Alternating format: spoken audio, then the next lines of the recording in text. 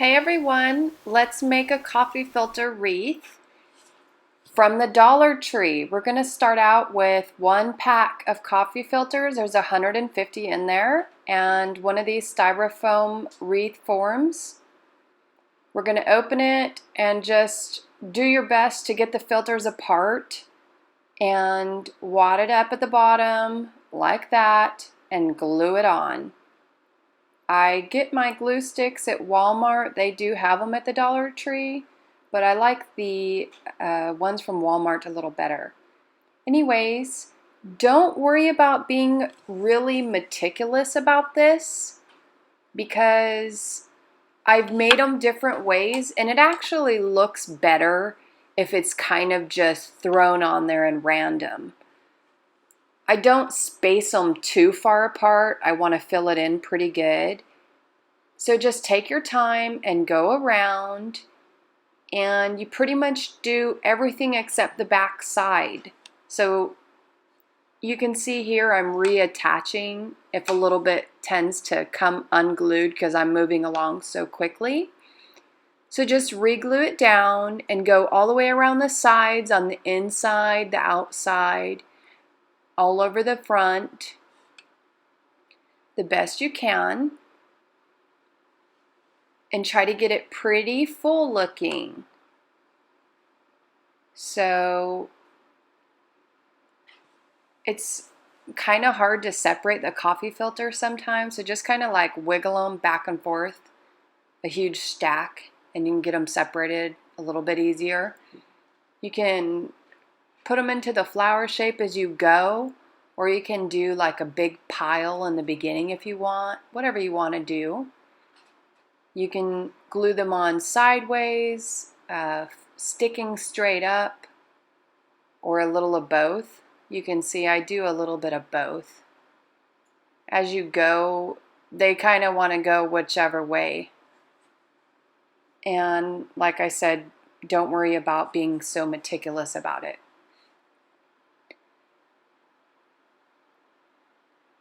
If the glue burns your hand, you can use the scissors or something to help press it down.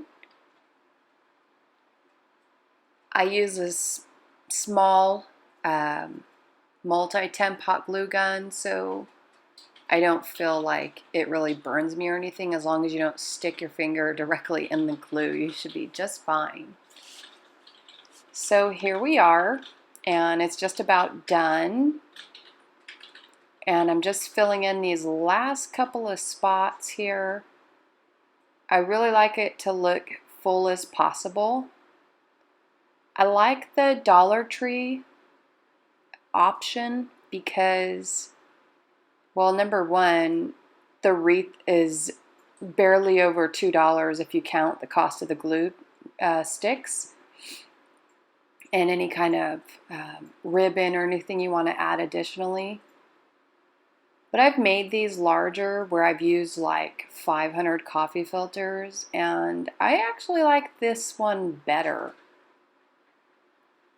So after you have it completely filled around, just go back and fill in any little holes you see. If you see any little gaps that you may see green poking through, or it just kind of looks a little bit barren or uneven or anything. After we've done that, we're going to go ahead and trim it up. Now, this is totally up to you, what you want to do at this stage. You're the artist. I like things neat sometimes, and I like it trimmed.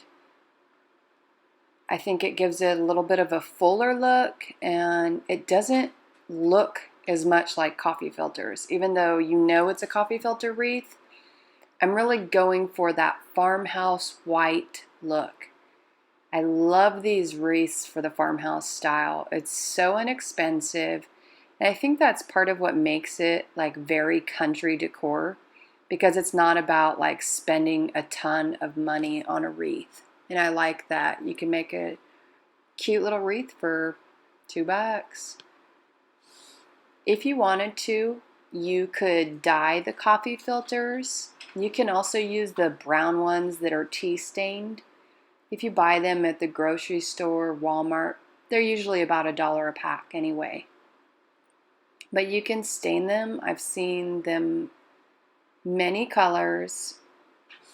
So it's totally up to you if you want to dip dye your coffee filters. I like Farmhouse White. Now, I'm cleaning up the interior here a little bit, so it has a little better of like that donut circle in the middle. Otherwise, it just looks a little bit crowded and not as much like a wreath to me. And look your wreath over and turn it around a couple times and see if it looks even, so it doesn't look like totally, lopsided or misshapen. I feel like that needed just a little more there. Now this part is totally optional as well, but I like to tidy up the back side of my wreath. I know no one really looks at that, but I look at it and I kind of like it to look nice and neat. And if you want to give this away as a gift, it looks prettier this way. And it doesn't show the green foam base. This is some rope ribbon. It is from Hobby Lobby. It's a $2 spool that I got half off, so I only paid $1. But you can use twine from the Dollar Tree or anything spare you have lying around. Wire, twine, whatever you want. Just something to add as a hanger there. Glue it right on and hide it with another piece of coffee filter over it.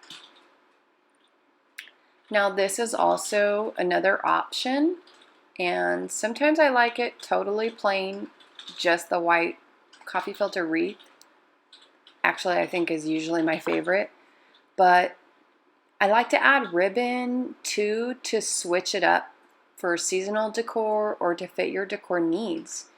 And since I'm on this black and white contrast buffalo plaid kick, I used some ribbon I have left over last year from TJ Maxx, and I just trimmed the ends up to kind of like a dovetail, I think you call it, I don't know. Make it look expensive and cut those ends cute. Anyways, after you make your bow, take a piece of floral wire or cording, whatever you have, and attach it to the ribbon and hook it around your wreath. And voila! So thank you so much for watching my video today on this coffee filter wreath, and I hope you decide to go ahead and try to make one. Don't be overwhelmed. It seems like it takes forever, but it actually doesn't. It goes by really quickly. And it's fun if you have kids, you can have them fold up the coffee filters to help.